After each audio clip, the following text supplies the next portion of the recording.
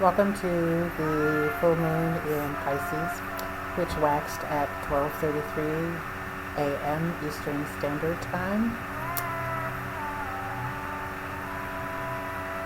We're doing something different this time in that we are going to not only provide the information on the blog, but I'm also doing a recording so that just in case everyone missed the ritual, we can actually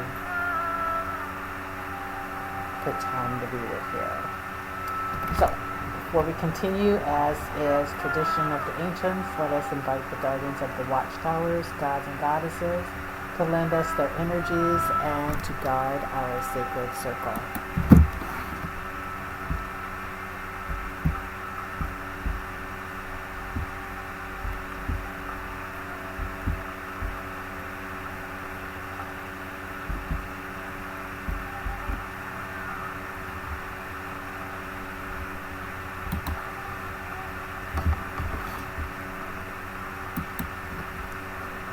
All hail to the watchtower of the east, the element of air, spirit and intuition, intellect and sense of reason, the soft breeze, the very breath of life, to all that live upon this great earth. We ask you to join us in our ritual, to lend us your powers of discernment and knowledge for the good work ahead. We bid hail and welcome to east and air.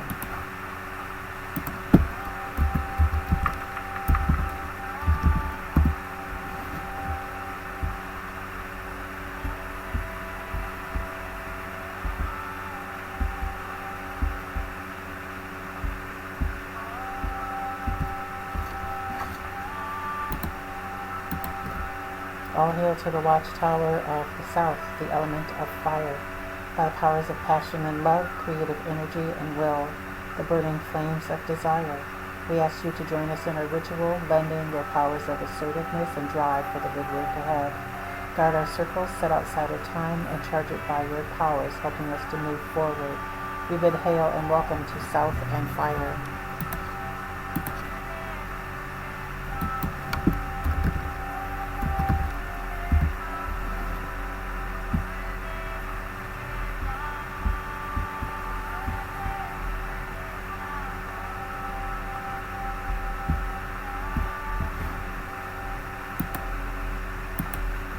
All hail to the watchtower of the west, the element of water, the power of dreams and emotion, that which washes us of negativity, that which teaches us love. We ask you to join us in our ritual, lend the power to dare for the good work ahead. Guard our sacred circle set outside of time and charge it by your power. We bid hail and welcome to west and water.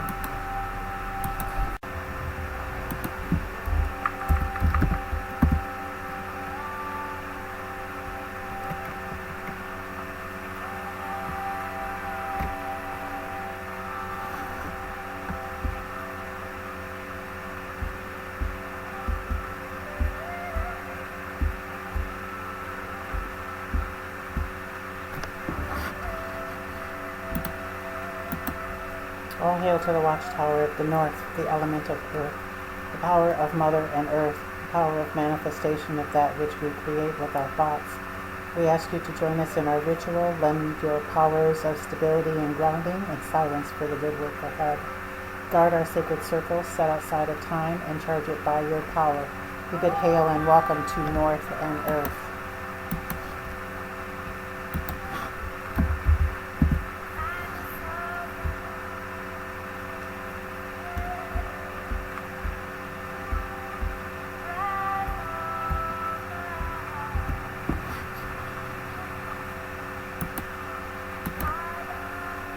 To the ancients, to older versions of ourselves, divine mystery, bring together that which we did not finish from the last cycle, strengthen that which is true to our respective paths, helping us to heal the past that have carried negative karma.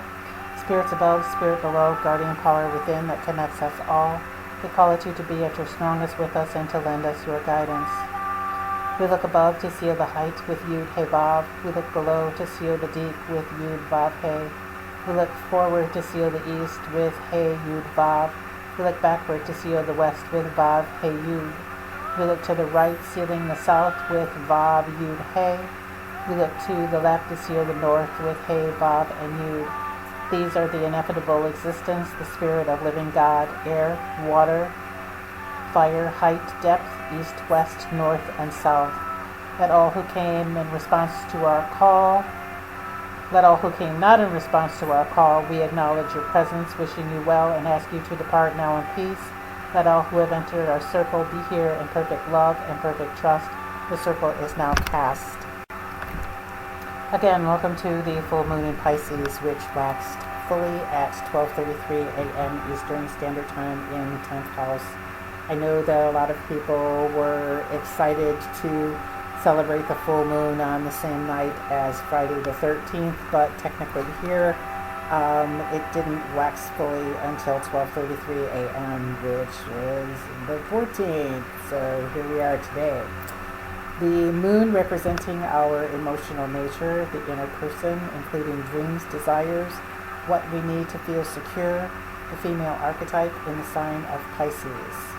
Pisces is the sign of work and self-improvement. It is the truth investigator.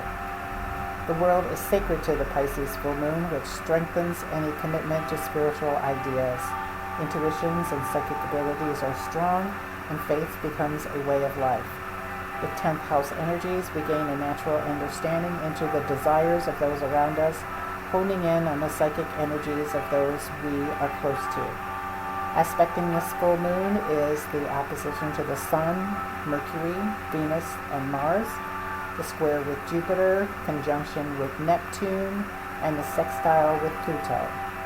The Sun sets in the sign of Virgo, which is mutable Earth. Virgo is the sign of communication and commerce and rules intelligence and reason. The Sun in Virgo has a lot more compassion and is normally derived from its energies. Like this full moon in Pisces, the Sun is interested in the welfare of others, and with 4th house energies, those others include family and those living close to you.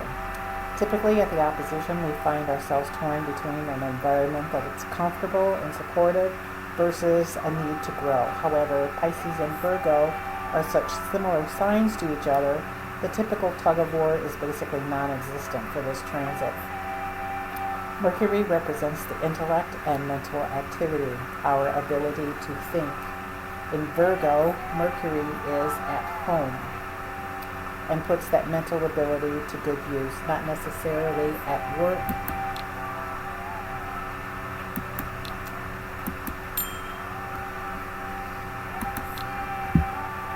but you could certainly use the energy for good, doing anything that makes a positive use of your time and capabilities, giving attention to minute-by-minute distinctions that can affect whatever form of commerce you're into, and don't be swayed by those instincts that don't fit in with everyone else's sense of norm or right.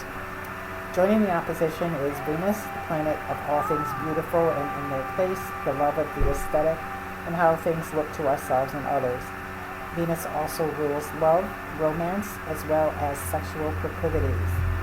Venus in Virgo gives us the ability to respond to the needs of others, and with 4th house energies, she's focused on home and family as well, including the root of our history, the bloodline, our ancestral history. She could also be concerned or supportive of past life aggressions and our tikkun, the fixing or repairing of any bad karma that we brought to this existence with us. Mars in the opposition adds a bit of physical vitality to whatever needs to be done. I was reading an excerpt from this book, The Secret of Infinite Intelligence by Antar, which proclaimed that we're given or fed all manner of things in society that are purposed to dummy us down and keep us bogged in the mire, so that we don't notice or no longer care about what's real. Things such as being involved in the lives of celebrities, often to the point of obsession. It provides, in pertinent part, the following, quote, "The modern bad habits of poor food and water intake, lack of mental and physical exercise, alcohol consumption, cigarettes, vulgarity, pornography, drug addiction, both legal and illegal, gambling, uncontrolled television viewing, computer addiction, radio dependence, music addiction, entertainment addiction, political manipulation, sports and celebrity fanaticism, etc. These awful and harmful habits occupy and deaden your moral and mental and spiritual powers. Thus you experience the dumbing down process. End quote. It further provides, quote, your exalted common senses are the natural, spiritual, and intellectual powers, which also include your sense of imagination, intuition, inspiration, and your powers of subconscious and conscious sensory perception. These great powers, when used correctly, bring about your unification with the cosmic synthetic conscious. End quote. Mars in Virgo urges us to save, salvage, and conserve. This being the harvest moon,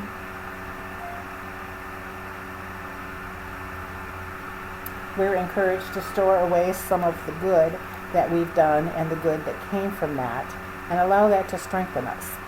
To remember instances where our faith brought us through a crisis, and let that be a constant reminder for the next time we put our foot forward.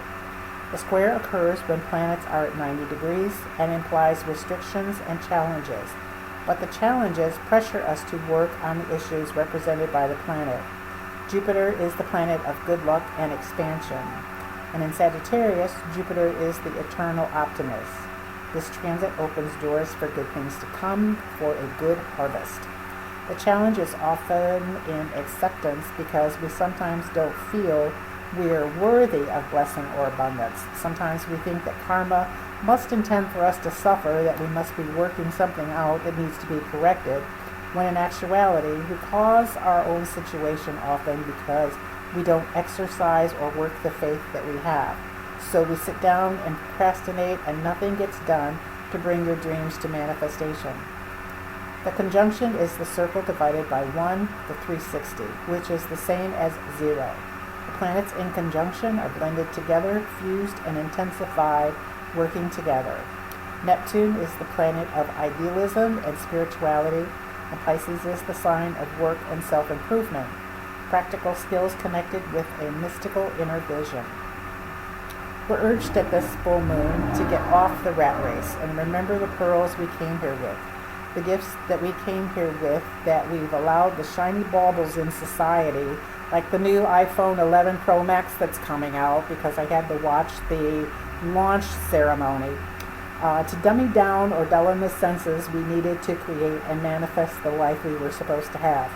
All throughout history, we have all kinds of characters that are well known to everyone, people who have made a difference in the world to the extent that we're still learning and talking about them today, either for the good or the bad.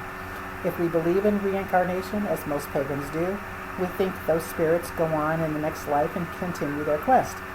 We see even the most average of celebrity today, and the normal everyday person could think, what possibly could my legacy be in comparison with such beauty or gift? And that's the hook, the okey doke, because one ordinary person could create and manifest changes in the world that save the world, not just entertain it.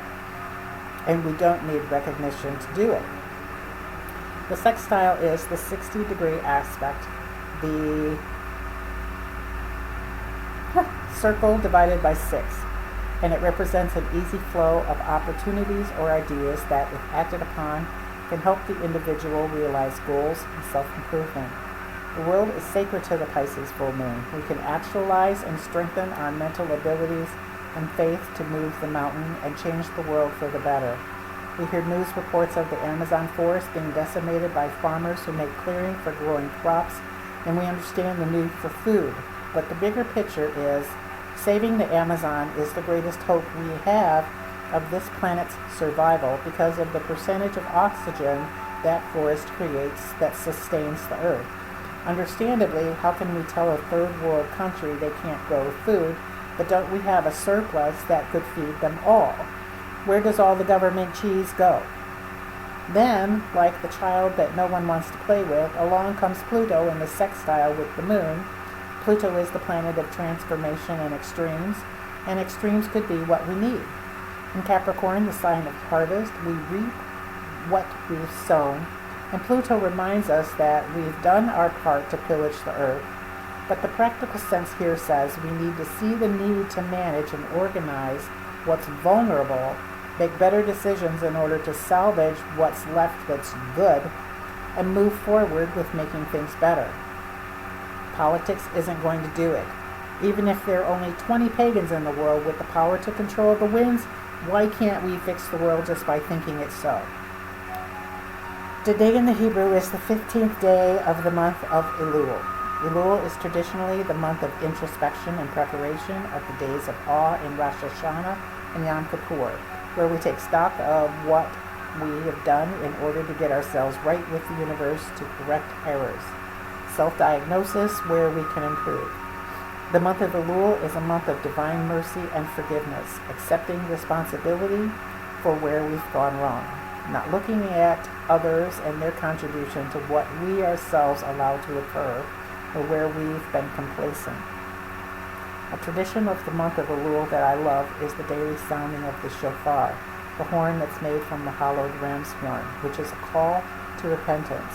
Making a positive change, even a simple one in your life, can set the world going in the right direction. We're reminded that a smile is infectious. The flapping of the butterfly wing can be felt all around the world, and again, there are more than 20 pagans in the world.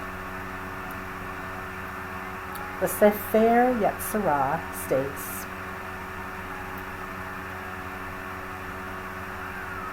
22 Hebrew letters are the building blocks of the universe, meaning the letters represent spiritual frequencies which created our universe.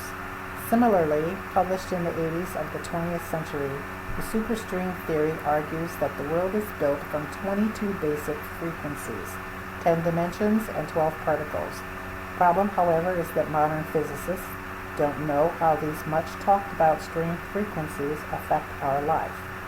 The Sefer Yetzirah teaches us that the 22 frequencies, represented by the 22 Hebrew letters, are tools used for transferring spiritual abundance. According to Kabbalah, each month is controlled by 2 Hebrew letters, one that controls the planet that dominates the month, and the other controls the astrological sign of the month. Elul's planet is Chokav, which is Mercury, and is controlled by the letter Resh, while Virgo is controlled by the letter Yud. Since at the opposition, the moon and the sun are opposite each other on the chart, we focus on the Hebrew letter that creates the ruling planet for the month. Because the energies of the sun and the moon are at opposite ends of the chart and are not unified in the same sign. The letter Resh in Aramaic means poor, suggesting by the sages that those who lack and are hungry will be moved to action versus someone that has everything already. LiveKabbalah.org provides, quote, also, Chokav, a star in Hebrew, has no name like the other planets, but its name consists of 2 parts, the letters Kaf, Vav, and Kaf and Bet. Kaf and Vav have the numerical value of 26, which is also the value of the Creator's name, the Tetragrammaton, the Yud-He-Vav-He. Kaf and Bet have the numerical value of 22, meaning the 22 letters of the Hebrew alphabet, which are the building blocks of creation. The combination of these 2 opposite main components of our universe is the ultimate symbol for the idea of unity and true communication. Chokav implies the connection between heaven and earth, the light and the vessel, body and soul, and that is why Elul of all months gives us the opportunity to do teshuvah, which is repentance, return and reconnect to our true selves, end quote. The letter Resh connects us to the sun card in the Tov Tarot and the 30th path on the Kabbalistic tree of life, connecting Hod, which is splendor, with Yesod, which is foundation.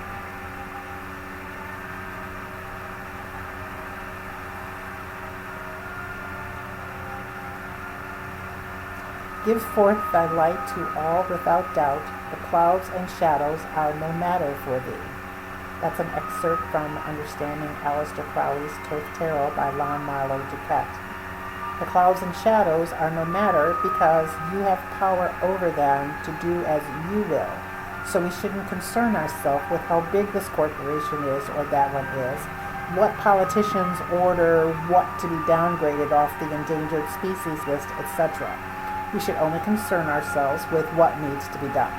They say everything in our imagination exists in the higher worlds, and we learn to manifest that imagination here, to bring it down from the higher worlds and make it so. So mote it be. The Sphera of Hod, which is number 8 on the Tree of Life panel behind me, in Hasidic Judaism is connected with prayer, which is seen as a form of submission instead of conquering an obstacle in one's way, to subdue oneself to that obstacle. Hod is described as a force that breaks down energy into different distinguishable forms, just as one might look to a situation for what it represents rather than fighting against it. Try to see what there is to learn and therefore how to best divine a solution. The Sphera of Yesod, which is number 9 on the Tree of Life board behind me in purple, is said to be the vehicle which allows for movement from one thing or condition to another, the power of connection as in the letter Vav.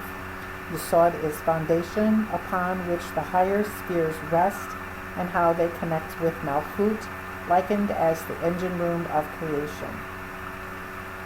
For the sphere of Yesod, the divine Hebrew name is Shaddai El Chai. The color is violet. The number is 9. For the sphere of Hod, the divine name is Elohim Sabaoth. The number is 8, and the color is orange. The 30th path, the associations are, of course, the Sun card in the Thoth Tarot. The color is orange. Associated mythological figures from the Egyptian pantheon include Ra, the sun god, symbolic creatures, the lion, which we have invited to the altar, the sun god to the left of your screen, and the lion to the right of the screen. The path symbol for the 30th path is the layman. And since Michael is the angel for the 30th path, I chose the layman of Michael. Areas the 30th path can help you include astral traveling, disengaging from the material mind, just as some of us need to do with the coming release of the new iPhone 11, resolving seeming opposites, gaining mental clarity, mental ecstasy and exhilaration, development of the magical will, artistic inspiration, and visualization. In his book, Scrying the Tree of Life, Chick Cicero writes, quote, "The collecting intelligence of the 30th path includes accumulation, increase, and growth.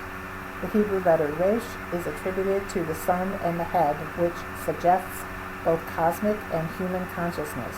This is, therefore, a path of increasing levels of consciousness where all forms of consciousness are collected, integrated, and appropriated for a divine purpose.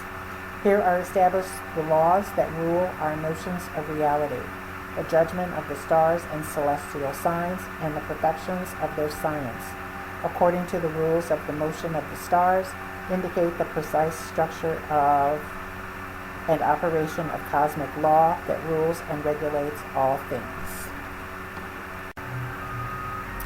For any newcomers, we've moved into doing a guided meditation on the Tree of Life path associated with the energies of the day. The guided meditation is taken from Chick Cicero's book, Scrying on the Tree of Life, with the corresponding solfeggio frequency tuning into the background. For your edification, during the path to the left of the screen are figure boards that provide the format for the projection sign and the sign of silence. To my right, or to the right of the screen, is the layman for Michael, or Michael, and I will take my seat now. Oh, the letter Resh is here at the altar on the ground behind me. I'll take my seat now and move up the recordings for the meditations, and I will see you following the meditation.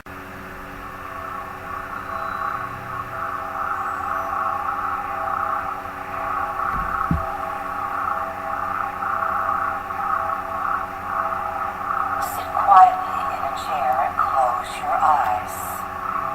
Take a deep breath and relax. Relax all the muscles around your eyes and eyelids. Relax your jaw. Feel the warmth on the top of your head and feel warmth over your forehead, down your face and shoulders, down your spine, over your arms and fingertips. Feel the warmth down your thighs and shins, over and under your feet. Relax. Now you will go into alpha level. We will use the crystal countdown.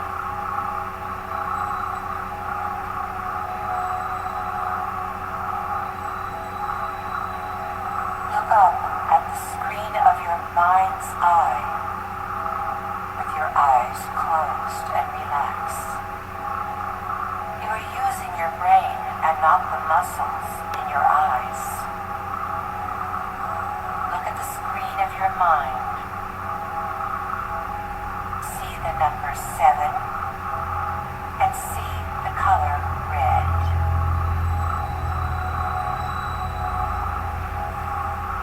See the number 6 and see the color orange. See the number 5 and see the color yellow. Number 4 is green. See the color green. Number 3 is blue, and see the color blue. Number 2 is indigo. See the midnight sky. Number 1 is orchid. See the color orchid. You are now in alpha level.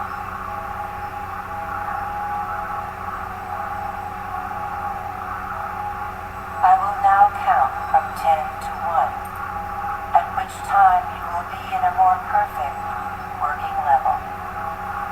10, 9, 8, 7, 6, 5, 4, 3, 2, 1. You are now at your innermost level, where everything you do will be accurate and correct, and this is so.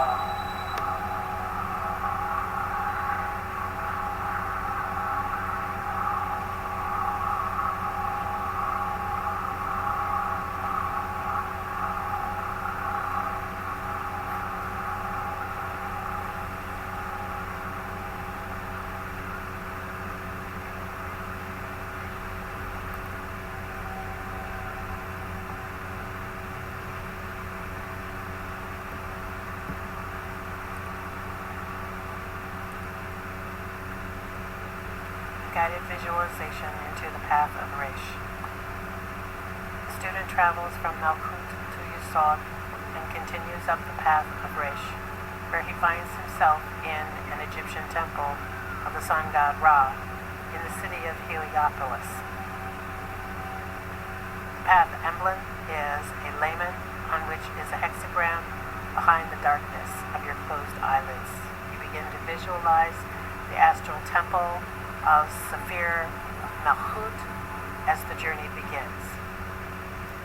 You give the projection sign, and the now familiar temple of Malchut forms around you. The central flame burns brightly with a renewed vigor on the central altar. You give the sign of silence. As before, you intone the names that call forth the inhabitants of the temple. Adonai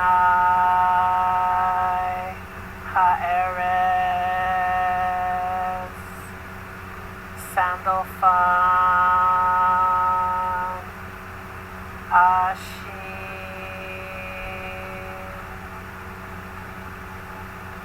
Sandalphon appears as in your previous journeys, and you exchange the usual greetings. Around your neck you wear a lament engraved with the symbol of the hexagram. You hold up the symbol for the archangel to see.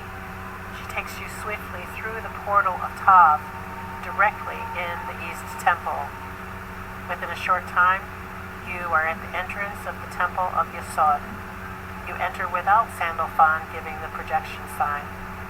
When fully within the temple, you give the sign of silence. You call forth the divine names and spiritual inhabitants of this temple. Shaddai El Chai, Gabriel.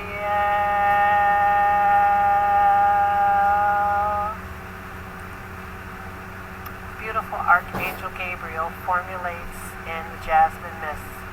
You have entered the realm of pure intelligence. By what symbol doest thou enter herein, she inquires. You answer, by this lament of the hexagram, pointing to the symbol on your chest. Satisfied, Gabriel takes you to the central altar, where she anoints you with a perfumed oil. The violet leather sandals are on the floor in front of the altar, right where you last saw them. You put the sandals on your feet and marvel at their velvety softness. The archangel then takes you to an orange archway in the northeast. On the keystone of the arch is the letter Resh in brilliant white. Within the archway is a veil on which is depicted the tarot card, the sun. She traces the sigil of the soul, O, and the veil departs, revealing a door carved from pure golden chrysolite. Stepping forward, you take the hexagram lament from around your neck and trace it with the letter Resh. The door opens and you start out on the 30th path. You find yourself walking along a road beside a wide river. It is early in the crisp, pre-dawn hours of the day. It is dark and you can only see the road before you because of a glowing light thrown off by the hexagram lament you wear. You are thankful that the terrain is flat and the road well paved. You have no desire to stumble in the darkness. Ahead, a flickering light beckons you with the promise of warmth and companionship. Drawing closer, you discover that the light illuminates two enormous limestone pillars, whose summits are lost in the darkness. It is the entrance to the great temple. You follow the light into the antechamber, marveling at the hieroglyphs that adorn the temple columns. Your ears pick up the low rhythmic sounds of chanting. Before long, you find yourself in the main chamber of the temple. Several priests with shaven heads wearing white linen tunics kneel in supplication around a large golden disc suspended in the air in the middle of the room. It's an amazing sight. The light that brought you to this place and which fills the temple with its brilliance is an ever-burning flame above the floating golden disc. Behind the gravity-defying disc is a colossal statue of a seated figure. Incense wives slowly upward from three large braziers at the foot of the sculpture. The head of the figure is that of a hawk, surmounted by a golden solar disk which almost touches the ceiling. The right hand of the figure grasps the Ankh, the emblem of life, while the left hand grasps a phoenix wand. The chanting of the priests increases in volume. Mesmerized, you listen to their earnest hymn of praise. Awaken peace, thou cleansed one, in peace. Awaken peace, thou eastern Ra, in peace. Awaken peace, thou eastern soul, in peace. Awaken peace, Ra, in peace. Thou sleepest in the bark of the evening, thou awakest in the bark of the morning, for thou art he that overlooketh the gods. There is no god that overlooketh thee. The eyes of the hawk are inlaid with rubies that reflect the flickering of the temple flame. They seem to sparkle with a life of their own. From the entrance of the temple in the east, you detect a subtle change in the atmosphere. A slight glow from outside begins to filter through the darkness. The chanting of the priests continues, and their hymns to the sun god become more intense. O thou only one, thou perfect one, O thou who art eternal, who art never weak, whom no power can abase, O thou splendor of the noonday sun, over the things which appertain to thy sphere, none have domination at all, and therefore we honor thee, O divine one, self-created, self-anointed. Thou art the Lord of heaven and earth, and didst create beings celestial and beings terrestrial.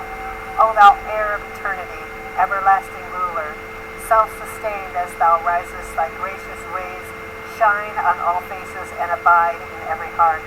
Live thou in us as we shall live in thee, O thou golden hawk of the sun. Moving to the entrance of the temple, you gaze out over the landscape. You witness the golden orb of the sun breaking over the low-rising hills east of the city of Heliopolis, and you imagine that you hear a collective sigh of relief from all living creatures.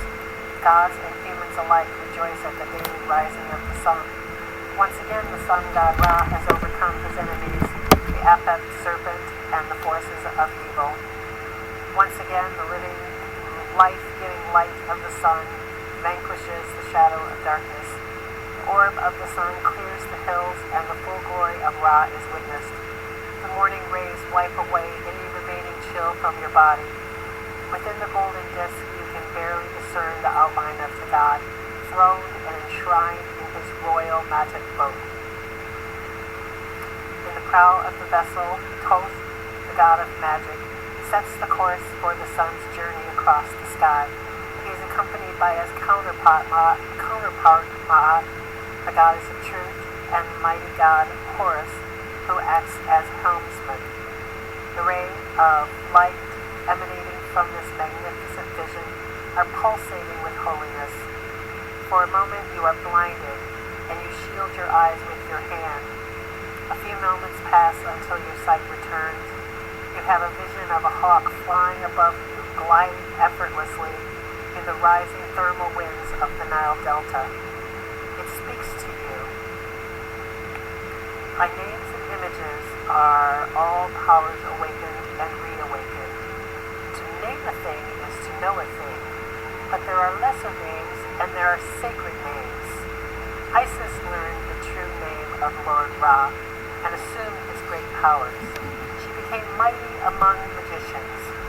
Seek your true name in the book of memories. Seek knowledge in the book of Hermes Trismegistus. The vision of the hawk fades. To your surprise, you discover that you are lying flat on your back in the temple of Ra, staring up at the statue of the solar god. It's noon, and you are alone in the temple. You have no idea how long you've been lying there. The heat of the midday sun reaches into every corner and crevice of the temple. Rising from the floor, you see a small altar that you hadn't noticed before, just in front of Ra's stone feet.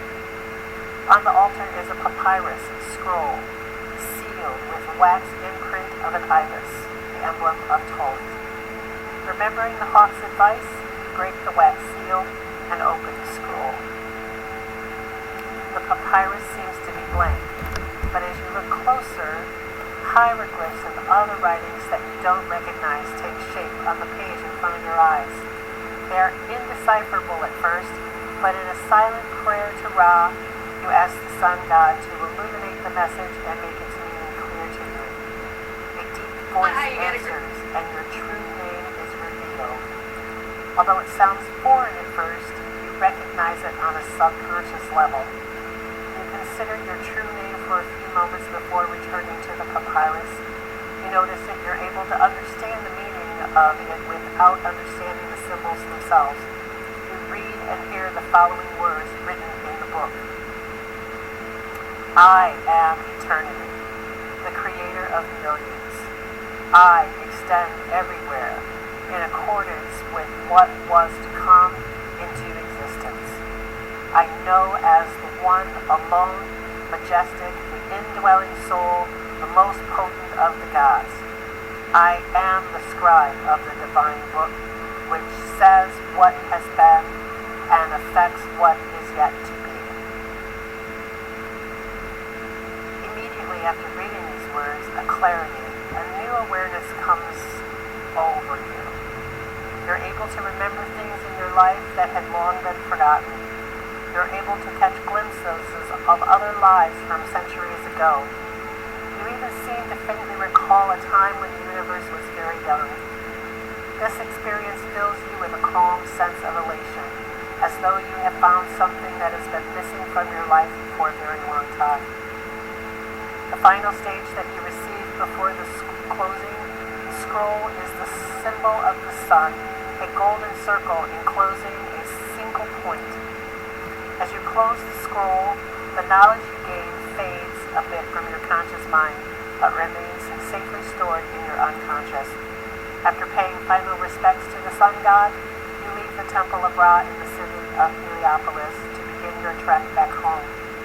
The orb of the sun is just beginning its western descent, and soon you are at the temple of Yesod, where you return to Levada sandals to the foot of the altar. The cool air of the astral temple is refreshing after a day in the Egyptian heat. The Archangel Gabriel welcomes you with a knowing smile. She then guides you back to the temple of Malchut and leaves you in the care of Sandalphon. The Archangel of Malchut closes the portal behind you and goes to the fountain in the west. She returns with a chalice of water for you to drink from, and you suddenly realize how parched you are. Finally bidding her farewell, you salute her with a projection sign, and she returns, giving the sign of silence. Return back to normal consciousness, counting from 1 to 13. 1, 2, 3, 4, 5, 6, 7, 8, 9, 10, 11, 12, 13, and then 1 to 12.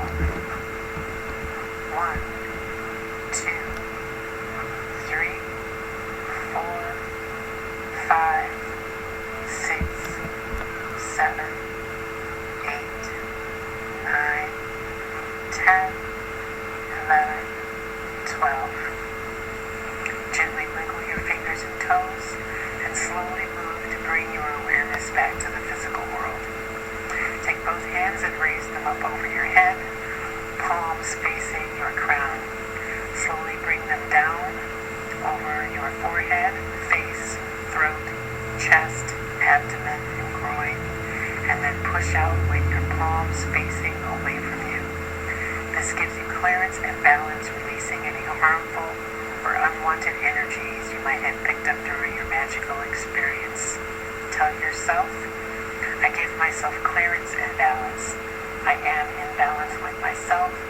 I am in balance with the universe. I release all that does not serve my highest good. Welcome back. It would be at this time in the ritual where we would open the floor to discussion about experiences or things that came to mind during the meditation, but since we're recording, I would urge you to pay attention over the next few days to inspirations and dreams that you have. Make note of them in your spiritual diary or journal if you keep one for lessons or direction you may need going forward from here. So this marks the end of our ritual. I thank you for your participation, even though you weren't here with me physically. I know in spirit all who need this will hear it by faith. So I bid farewell to the guardians of North Earth, West Water, South Fire, East and Air. We thank you for joining in our celebration, trusting in you to carry forth our wishes and intentions, to begin the process of manifestation according to our will and the love that binds us all. Go if you will, stay if you must. May there be peace between us now and forever to all beings in all directions. In love and trust, the circle is now open, but always unbroken. Blessed be.